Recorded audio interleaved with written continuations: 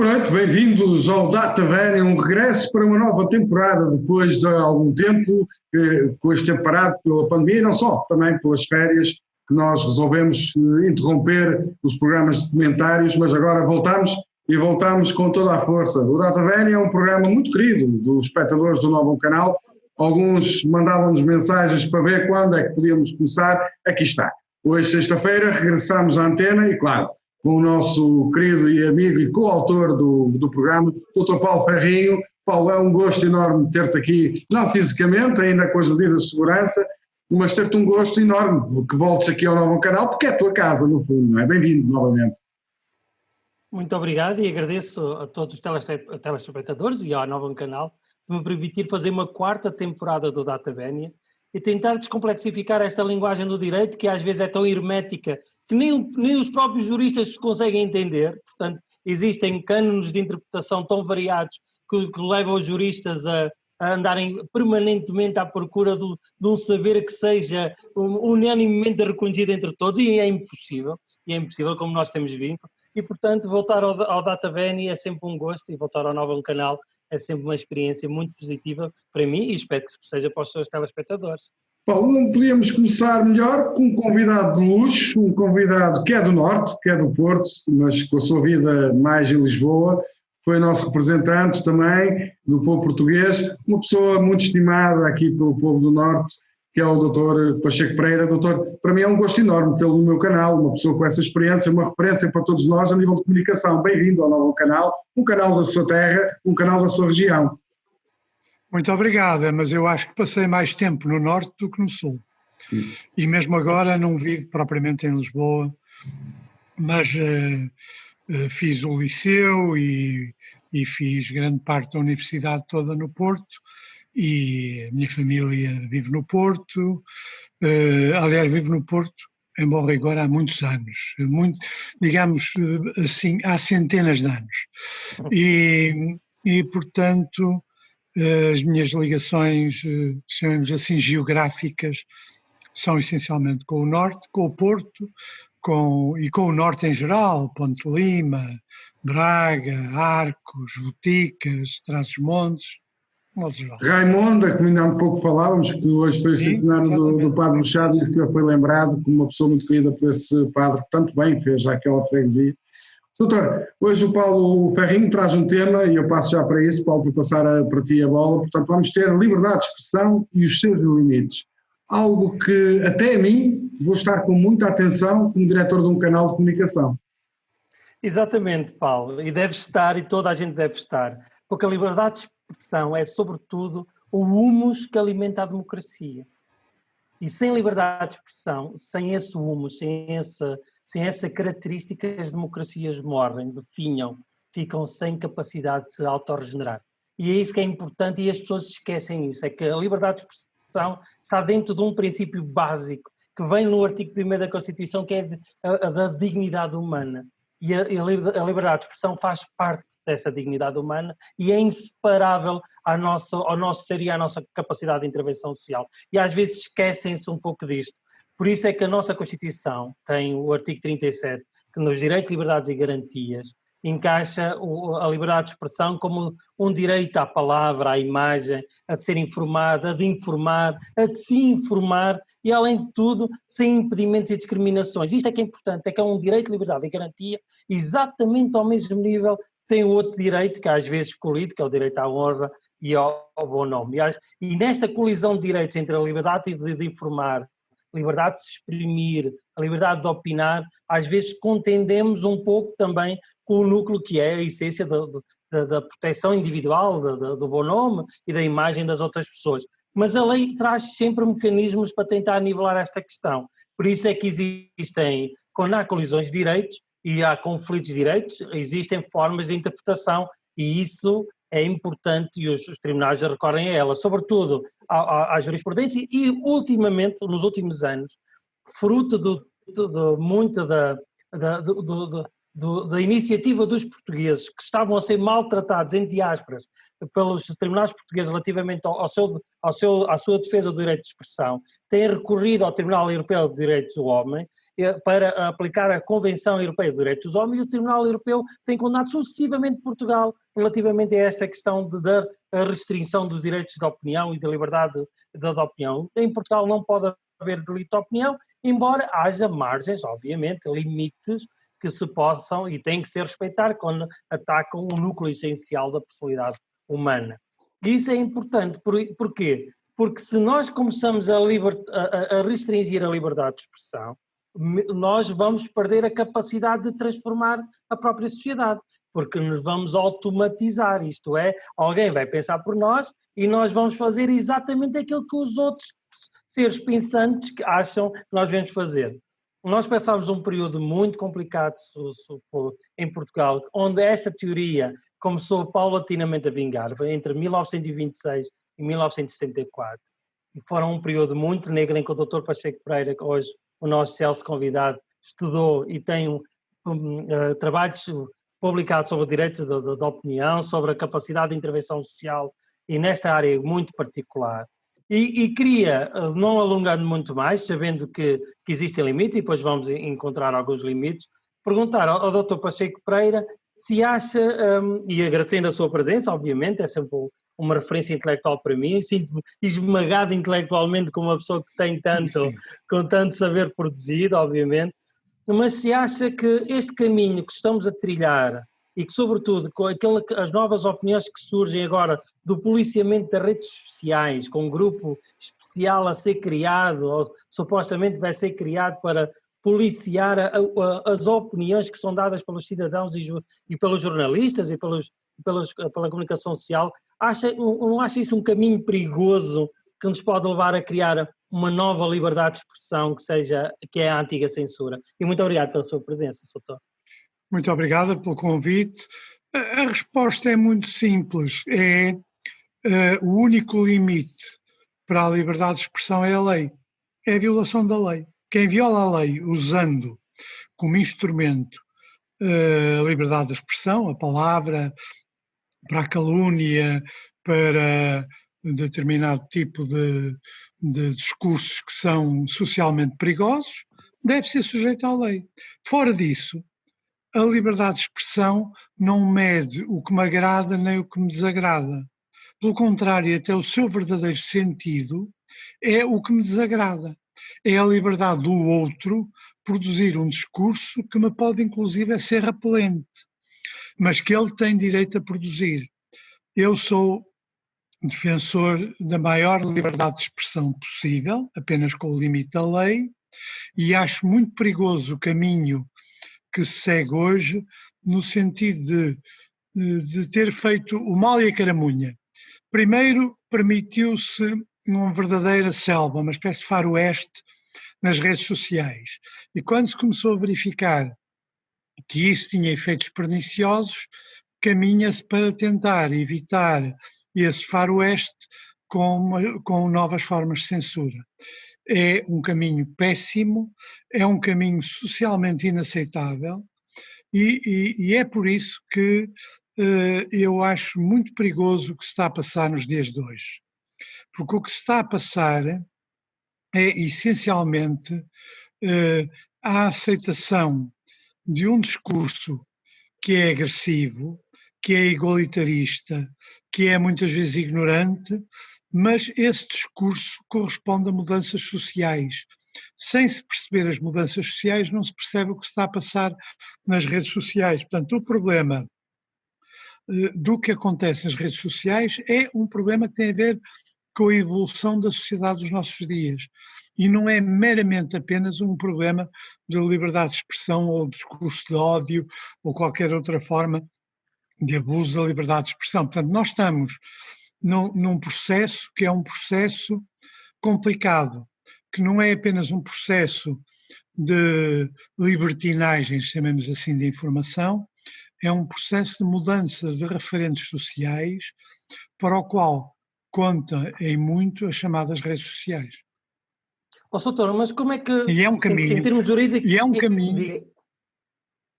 é um caminho perigoso, porque as pessoas que deviam combater estas tendências têm medo.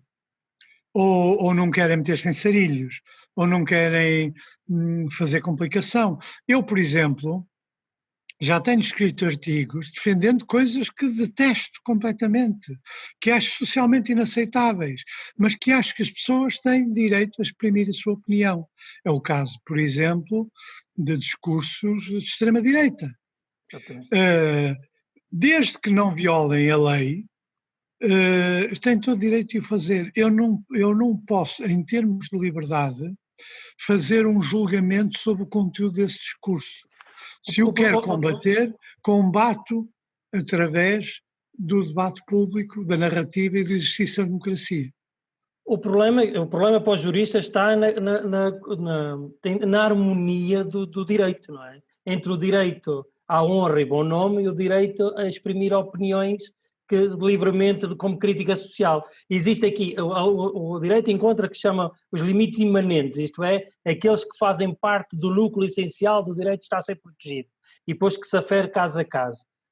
Mas eu acho que eu também, e o Tribunal Europeu do Direito do Homem vem dizer sempre que as pessoas podem ser politicamente incorretas e até abomináveis na crítica que fazem. E isso não significa que estejam a atacar o núcleo essencial da pessoa que estão a criticar. Sobretudo os políticos que não gostam de ser criticados e que recorrem muitas vezes aos tribunais para tentar repor uma coisa que é a defesa da honra, que sobretudo quando estão a ser escrutinados politicamente. Como é que acha que os políticos reagem dessa forma? Eu dou-lhe um exemplo. Eu faço parte daquele pequeno número de deputados que não recebe a subvenção. Tenho direito a ela, mas prescindi e não recebo. Mas periodicamente aparece alguém a dizer que eu recebo. Eu gostava de ter a possibilidade de ir a esse alguém e dizer, ai sim, recebo. Então vamos ver. Se eu recebo, eu pago-lhe o que recebi. Se eu não recebo, você paga-me aquilo que diz que eu recebo. E isso era um mecanismo que, de facto, levava as pessoas a atuarem com factos, porque isto não é um problema de opinião, isto é um problema de factos. E no que diz respeito aos factos, não está implícita uma opinião, está implícita uma verdade ou uma mentira. O problema é que a liberdade de expressão também é dividida em dois patamares, como o Soutor disse, que é a liberdade relativamente aos factos, se são verdade ou mentira, e as opiniões. E as opiniões são interpretações subjetivas que nós temos sobre a realidade. Mas eu não me meto na opinião. Falsas, não é? Mas eu não me meto na opinião. O que eu lhe estou a dizer não tem a ver com a opinião. Alguém que diz que eu recebo um dinheiro que eu não recebo e que o diz sistematicamente, não está a emitir uma opinião. Ele pode ter a opinião que quiser sobre as subvenções, seja lá o que for, ele pode ter. Eu não me meto na opinião. Mas se diz que eu a recebo quando eu não a recebo, ainda por cima, fazendo um bocado o papel de parvo por não a receber, não é? E no fundo, dizerem que recebo, nessa altura, isto é um facto. E, portanto, quem o diz está a caluniar-me. E, portanto, a melhor maneira de acabar com isso é muito simples. Vai-se à prova. A prova é fácil de fazer. A prova é documental, é fácil de fazer. Se essa pessoa que diz isso não prova, então eu quero que ele me pague aquilo que diz que eu recebo indevidamente ou devidamente, mas o Soutor pensa que essa afirmação desse cidadão relativamente à sua subvenção ou não é uma opinião, mas é um facto e ofende o que é a sua essência nos direitos da sua personalidade, é isso? Quer dizer, neste sentido, é que relata uma mentira sobre mim. Eu dei este exemplo, mas há muitos outros exemplos que uma mentira com um intuito, claro, com dolo, uma mentira no sentido de tentar prejudicar ou tentar atacar ou tentar caluniar, recusa-se a confrontar a verdade, é muito simples. Então há uma maneira de resolver o problema. Eu pago-lhe se ele tiver razão e ele paga-me se eu tiver razão. E isto garanto-lhe que acabava com 90% deste tipo de calúnias que envolvem dinheiro. Já outras matérias são mais complexas. Mas uma coisa são os factos, e em muitos casos os factos são fáceis de se verificarem sim ou não. E Agora, opiniões, está no seu direito de ter as opiniões que entender. Há um professor de Direito muito conhecido nesta área, que é o professor Jonatas Machado, que já deve ter E eu ouvido sei quem falar, é. né? Que em 2002 fez uma tese de doutoramento que veio um pouco revolucionar a interpretação que se tinha sobre os limites da liberdade de expressão e amplificar um pouco a sua abrangência em termos de aceitação de alguma crítica mais feroz e mais Crítica é virulenta. outra coisa. Eu a crítica acho muito bem. Não, aliás, nem respondo na maioria dos casos. Acho que Mas as pessoas sabe que têm o a direito maior de o fazer. parte, mas sabe que muitos políticos utilizam a arma de apresentar queixa por Têm pele difamação, fina. né? Dizendo que, Têm pele fina. utilizando aquele velho ditado português que o respeitinho é bonito e eu gosto, não é? Acha que ainda se Pois, aplica muito a isso em Portugal? pois, mas o respeitinho é uma praga nacional. E quem tem a pele fina, que viva com a pele fina. O É. respeitinho uma coisa é a boa educação, que se conhece e que é importante ter, e uma civilidade e um comportamento civilizado. Outra coisa é a subserviência e o respeitinho com os poderosos. De um modo geral, essas pessoas só dobram a espinha com os poderosos, ou Claro. quando não dependem deles. Quando têm que tomar uma posição que implica alguma coragem, ou alguma dificuldade, ou algum risco, não tomam. Portanto, uma coisa é, o respeitinho não é regra. Faltam ao respeito, o problema é com eles. Agora, outra coisa é a falsidade, outra coisa é a calúnia, outra coisa é a utilização para campanhas que vivem de dados falsos, de informação falsa e que têm como objetivo prejudicar alguém. Eu, nesse caso, acho que lhes deve cair em cima com toda a força, porque isso não é uma opinião. Olha, em Claro. Inglaterra eles não fazem isso, porque a legislação inglesa sobre esta matéria é das mais duras. Um jornal não publica um artigo, portanto, que envolva determinado tipo de factos ou determinado tipo de críticas, sem que o advogado do jornal, especializado na legislação, não vá ver se aquilo é sólido do ponto de vista. Se é sólido, avança. Se não é sólido, não avança. Porque As senão tem que indemnizações são pagar duras lá, não é? duras, exatamente. Uhum. E isso eu acho bem. Mas isso não tem, em bom rigor, a ver com a liberdade de expressão. Se um tipo acha, mesmo quando ela é socialmente perniciosa, por exemplo, quando numa pandemia, como nós estamos a atravessar, alguém diz, como o Trump, talvez se beberem lexívia, resolvem, limpam-se interiormente, aqui há um elemento complicado, é que ele é presidente dos Estados Unidos, é um homem poderoso, é um homem influente, e houve gente que bebeu lexívia. E aí há, de facto, uma responsabilidade. Também não é uma mera opinião. Há algumas teses conspirativas, por exemplo, sobre os partos em casa, que têm provocado, em alguns casos, mortes. São perigosas, porque. E aí tem que haver também alguns mecanismos de controle. Mas, de novo, não estamos no terreno da opinião. Estamos num terreno que já envolve factos, envolve a ciência e envolve, no fundo, um comportamento que é prejudicial para as outras pessoas. Vai à internet. Eu, na internet, posso encontrar receitas de explosivos, mas é suposto não encontrar. Claro, quem procurar ou for a uma parte da internet onde essas coisas estão todos encontra, Claro. mas é suposto que isso não se encontre, como nem venenos, nem um conjunto de coisas que é suposto a sociedade proteger a sua divulgação, mas de novo não estamos no terreno da opinião. Não há nenhuma razão para que eu, por exemplo, aprenda na internet ou noutro mecanismo qualquer a fazer venenos que se podem disseminar deitando nas condutas de água. Não é suposto. Soutor, mas, por exemplo, a cultura é muito dada à criatividade e à ousadia, não é? O expoente máximo da criação humana, onde as fronteiras praticamente são ilimitadas, não existem, não é? Nós assistimos há pouco tempo, eu sou Pacheco Pereira, também acompanhou certamente, que a Polícia de Segurança Pública apresentou queixa por difamação organismo público, por um poema, não é? Que foi escrito em Lisboa e publicado, pintado numa fachada em Lisboa, que se sentia ofendido porque falava de pretos e de bastões, para não estar aqui a falar. Não acha que o doutor Pacheco Pereira que está a cair num exagero completo da defesa da honra e da...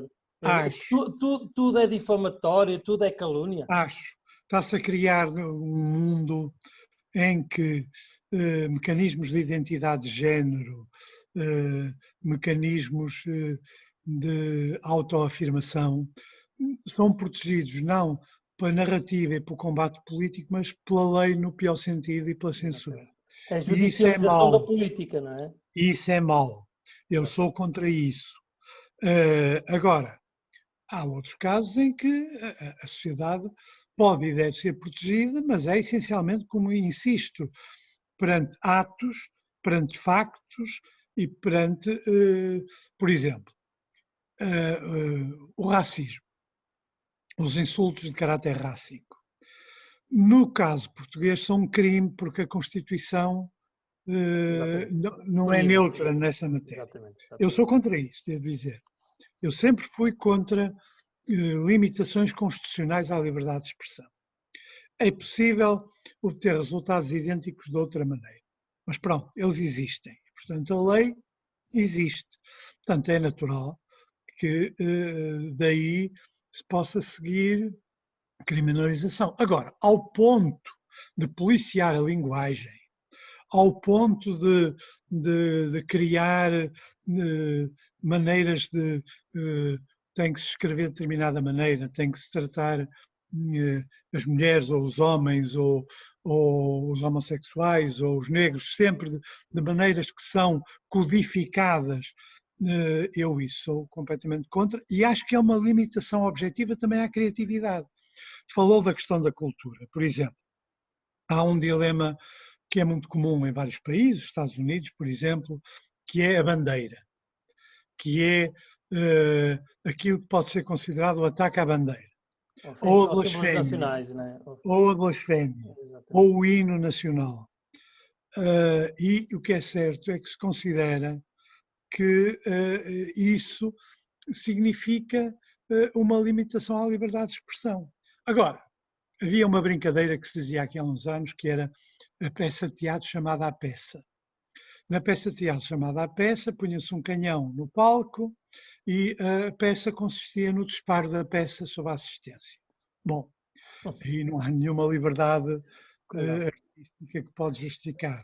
Aí é para fugir mesmo. Pode justificar a tortura ou formas que violam. Mas não é por uma questão de liberdade, é por uma questão de violação de direitos. Claro. Portanto, o que acontece é que se alargou de tal maneira a ideia da liberdade e da censura sob formas consideradas abusivas de liberdade, que essas fronteiras já não existem. Doutor, então como é que introduzimos aqui o limite para o discurso do Partido Chega, onde fala sobre a questão dos ciganos, da marginalidade, cria mais quase a roçar a xenofobia? Como é que a gente encaixa aqui a permissão para um discurso tão que ofende núcleos essenciais da dignidade humana? Como é que encaixamos? Não, está no limite da liberdade de expressão. Eu acho que eu percebo que isto possa chocar muitas pessoas, a começar pelos ciganos, a começar por quem é vítima deste discurso. Esse discurso deve ser combatido politicamente, mas quando esse discurso tem uma componente que roça ao crime, deve ser perseguido criminalmente, mas fora disso, o Chega é um partido legal, constituído legalmente, que desenvolve as suas atividades. Do meu ponto de vista, é mal atacado quando se pretende limitá-lo através de mecanismos como este, de censura, de linhas vermelhas, de não falar dele. É errado, do meu ponto de vista, é falando, não é não falando, é noticiando as suas atividades de um ponto de vista jornalístico, para que elas possam ser criticadas, porque há lá muito que que é criticável no comportamento do Chega, e esta coisa de que querer meter numa redoma e não querer falar é errado do ponto de vista político e só o reforça. Portanto, isso pode acontecer um choca. pouco como aconteceu agora na Grécia, com o partido nazi, foi agora condenado. Mas o caminho paulatino para uma... Mas o partido grego estava envolvido em crimes. Não é apenas um mero problema. Mas o Chega ainda é muito novo. Está bem, mas também não sabemos se outros partidos se envolvem também em crimes. Também não sei. Exatamente, isso é um anátema que não vamos lançar, como é óbvio. Se envolvem crimes, bom, sofre as consequências. No caso da Aurora Dourada, salvo erro, que é o partido grego, é um partido neonazi, completamente neonazi, num país em que esteve ocupado pelo exército alemão, pelos nazis, teve uma resistência das mais duras da Europa. O Hitler dizia que o único país em que não queria encontrar adversários era na Grécia, portanto, que é uma frase pouco conhecida, mas que mostra bem a dureza da reação grega, e é condenado pelos crimes. Evidentemente, se um partido se transformar numa organização criminosa, é tratado como uma organização criminosa. Então, doutor, em Portugal, qual é o maior perigo que encontra agora atualmente e identifica atualmente que está a ser feito para a liberdade? Sim. É estas novas formas de censura. É o facto de, por exemplo, nós termos no Facebook censores anónimos, nós não sabemos quem são, cuja preparação, como se pode ver por aquilo que eles censuram, é escassíssima, são mão de obra barata, trabalhando em condições péssimas. Os famosos algoritmos, não é? Não é os algoritmos só, são pessoas. E a mim preocupa, mas até mais que os algoritmos, as pessoas. Os algoritmos são estúpidos em muitos casos e, portanto, censuram coisas que não deviam censurar. São as pessoas. Eu compreendo, por exemplo, que uma empresa privada como é o Facebook ou como é o Twitter possa pôr a seguir a um Twitter que é completamente falso ou que é calunioso, possa pôr uma prevenção. Mas uma coisa é pôr uma prevenção, outra coisa é censurar. Eu sou muito avesso à utilização da censura, sou muito favorável a um grande combate ideológico, político e cultural contra a forma como estão hoje as redes sociais. E acho que é por aí que se tem que ir. E acha que as redes sociais, neste momento, como escreveu no último artigo do Expresso, o Miguel Sousa Tavares, sobre o Facebook, que é a maior ameaça à democracia são as redes sociais?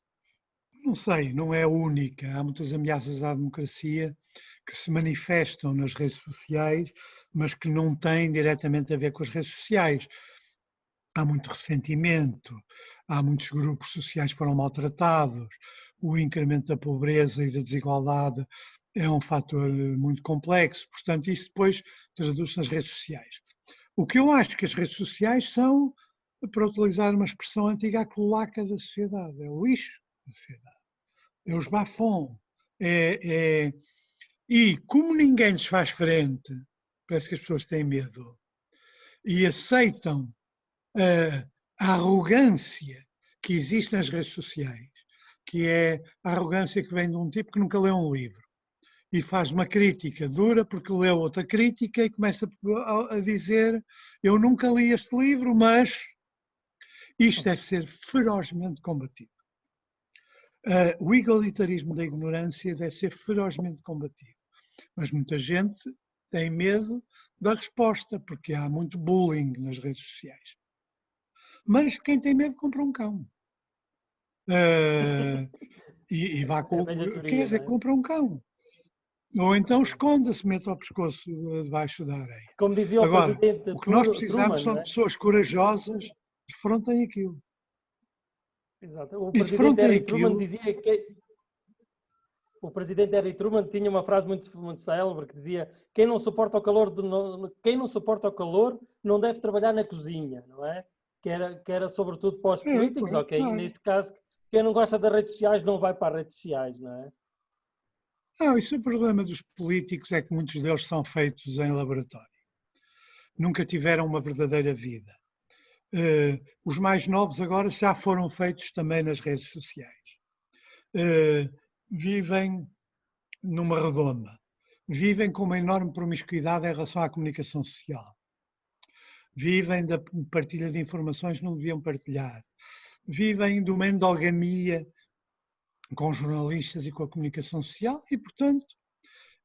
Deixa-me só dar aqui já agora... Deixa-me só dizer esta frase e depois que é: e o livro vive pela espada, morre pela espada. Vive pela comunicação social, morre pela comunicação social. Doutor, deixe-me, já que toca na comunicação social e nós somos um canal aqui do Norte, deixe-me só fazer essa pergunta, porque o doutor está a dizer que há promiscuidade com a comunicação social, que muitas vezes falam e estão contra a comunicação social, mas a verdade é que também depois vemos só a darem e a convidarem a sempre a mesma comunicação social. Eu, pelo menos, eu sinto muitas vezes que nós, a comunicação social regional, somos muito discriminados. Muitos falam e criticam da comunicação social, que é dita normal e nacional, mas depois a nós também parece que estamos sempre a pedir um favor para que falem connosco e que mostrem isso. Não é? É um bocado contrassenso, não é, doutor? É um bocado contrassenso, mas vocês só têm uma maneira de virar isso. Tornem-se indispensáveis. Vão aos escândalos, vão às matérias complicadas, mesmo com o risco que isso implica para uma comunicação que vive muitas vezes as autarquias ou que vive muitas vezes das forças locais. Se fizerem isso, aguentam-se, ganham prestígio. Se não, meus caros amigos, vivem sempre neste limbo entre uma coisa e outra. Doutor, tenho a última pergunta para si, está a terminar o programa. É uma pergunta desconfortável que eu guardo sempre para os meus convidados. É uma maldade bem identificada. Não se, sim. É só uma pergunta desconfortável. E aquela que eu trago é assim: se o doutor Pacheco Pereira fosse primeiro-ministro, o que é que tinha feito diferente para controlar esta pandemia? Olha, eu sou-lhe franco, pormenores.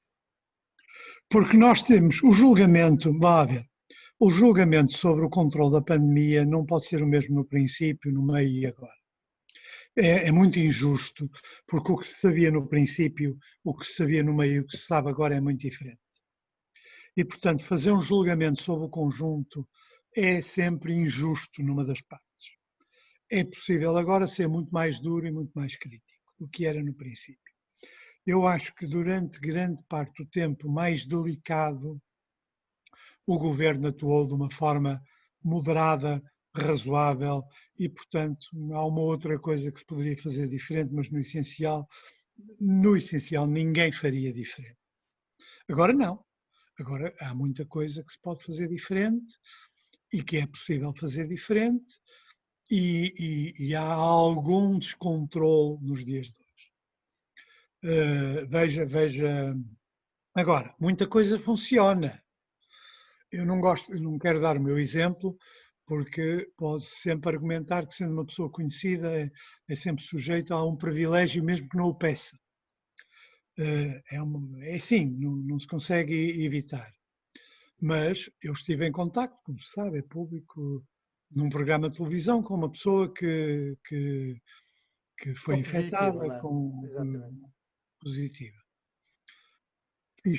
Eu e os meus companheiros todos, inclusive eu próprio que foi infectado, de nossa iniciativa fizemos tudo aquilo que era suposto fazer-se.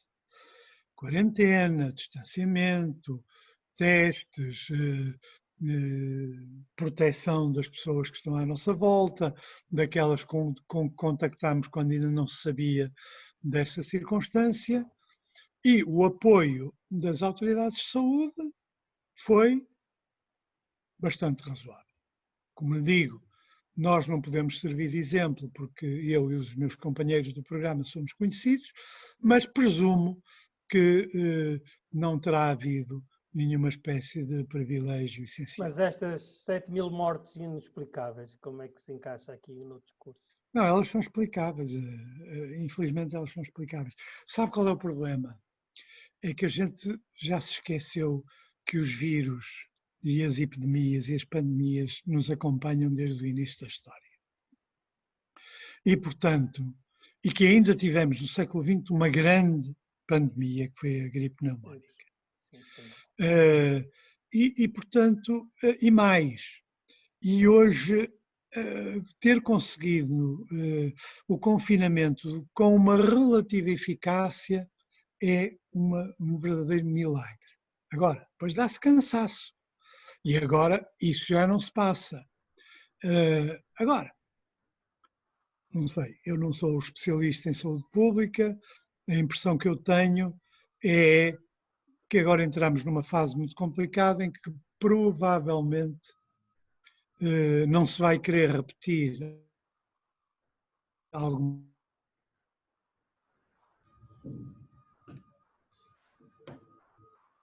receitas anteriores. Provavelmente, quem vai pagar agora, em particular, são os mais pobres.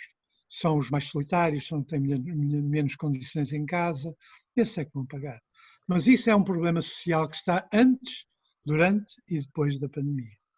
Muito obrigado, Soutor, pela sua muito obrigado.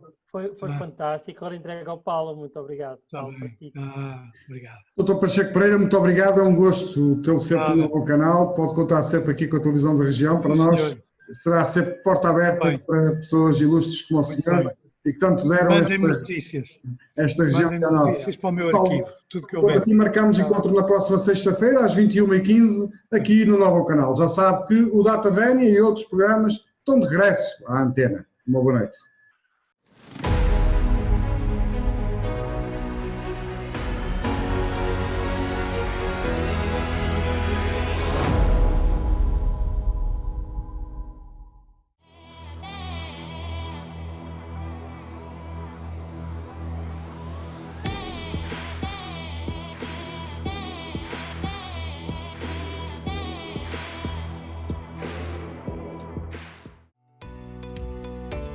Novum Canal. Sempre novum, sempre seu.